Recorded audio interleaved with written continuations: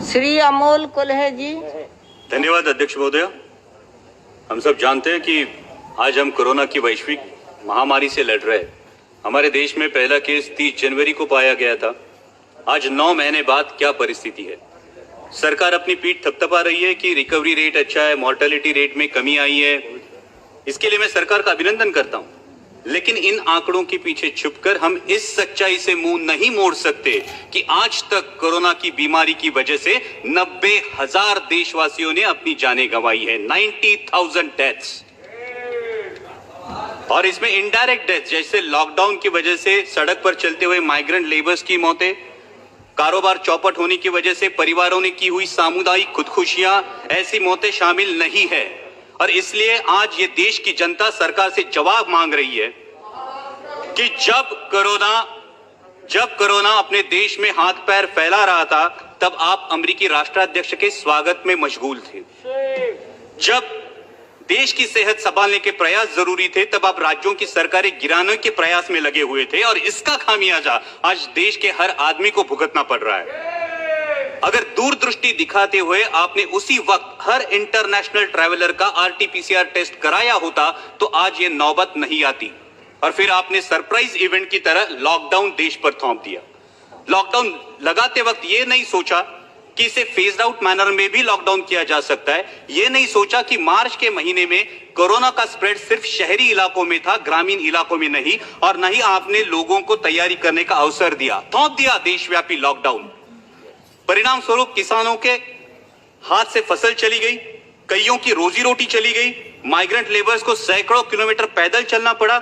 लोगों ने बच्चों को बिस्कुट खिलाकर, पानी पिलाकर सुला दिया, लेकिन आप पर विश्वास रखकर उन्होंने उफ तक नहीं की। फिर आपने कहा तालियां बजाओ, हमने तालियां बजाई, थालियां पीटी, घंटानाद किया, शंख ध्वनि किए, दिए भी जलाए, हमने सब किया, आप पर विश्वास रखकर किया। और विश्वास ये था कि सरकार पूरी जिम्मेदारी से कोरोना की रोकथाम करेगी। आज भी oxygen bed, ventilator, ICU bed की उपलब्धि के आंकड़े जोर शोर से बताए जाते हैं अध्यक्ष महोदया, लेकिन वास्तविकता क्या है? आज देश के आम आदमी को हॉस्पिटल में बेड पाने के लिए, ऑक्सीजन बेड, वेंटिलेटर उपलब्ध कराने के लिए दर दर की ठोकरें खानी पड़ती है। कई अभागी देशवासी ऐसे हैं कि जिन्हें रास्ते पर दम तोड़ना पड़ा है। क्या देश ने आप पर विश्वास जताया था, उसका यही फल आपने देश को दिया है? आज 9 महीने बाद भी सर्वशक्तिशाली सरकार देशवासियों के दिलों से इस दहशत को उखाड़ फेंक नहीं पाई, जिनकी उनके दिल में इनसिक्योरिटी है, अपनी जान को लेकर, अपनी सेहत को लेकर, अपने काम को लेकर, अपने भविष्य को लेकर। तो क्या यह हमारी विफलता नहीं है? आज कोरोना की मृत्यु संख्या में देश विश्व में दूसरे पायदान पर है अध्यक्ष महोदया, और फास्टेस्ट ग्रोइंग केस लोड में हमने अमेरिका और ब्राजील को पीछे छोड़ के पहला पायदान प्राप्त कर लिया। क्या यह भूषणावह है हमारे लिए? मैं सदन के माध्यम से अध्यक्ष महोदया स्वास्थ्य मंत्री जी से पूछना चाहता हूं कि क्या देश कम्युनिटी ट्रांसमिशन की फेज में है या नहीं?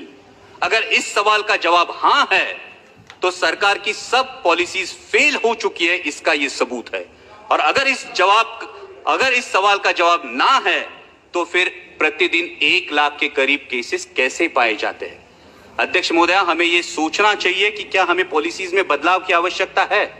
अब तक हम individual case identification, contact tracing और क्वारंटाइन के बजाय अब हम जियोग्राफिकल स्प्रेड ट्रैकिंग और उस एरिया में पर्याप्त आरोग्य सुविधा डिप्लॉय करने के बारे में क्या हमें सोचना चाहिए?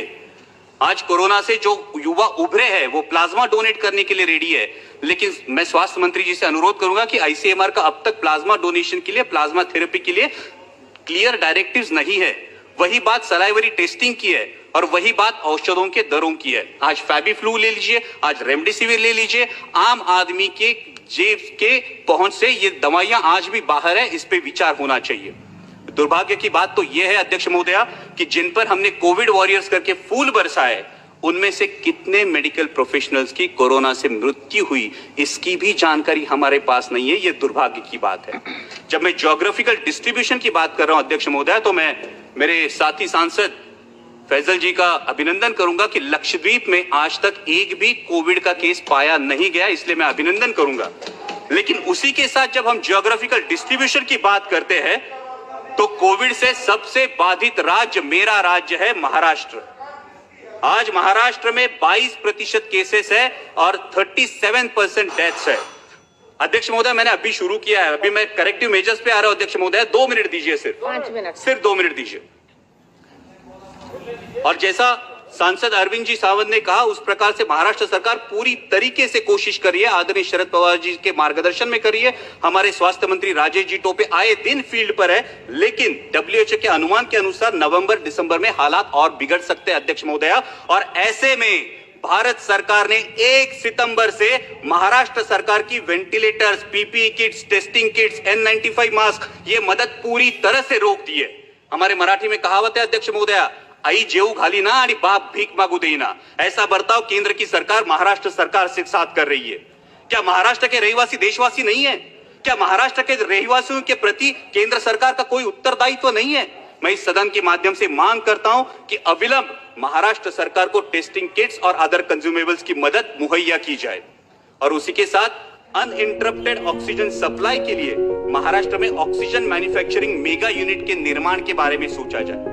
अध्यक्ष महोदय, जब हम कोविड की लड़ाई में रिसोर्सेज की बात करते हैं, उतना ही अहम है स्किल्ड मैन पावर। जैसे कि आरोग्य मंत्री, मैडम ये बहुत अहम मुद्दा है, देश के लिए बहुत अहम मुद्दा है कि जैसा कि आरोग्य मंत्री जी ने बताया, कोरोना का वैक्सीन आने में कुछ समय लगेगा। तो इसके लिए हमें सिर्फ 2 मुद्दे, इसके लिए हमें स्किल्ड मैन पावर की जरूरत पड़ने वाली है और इसीलिए जो नेशनल हेल्थ मिशन के रेट्स है, उन रेट्स में आसानी से स्किल्ड मैन पावर उपलब्ध नहीं हो सकती।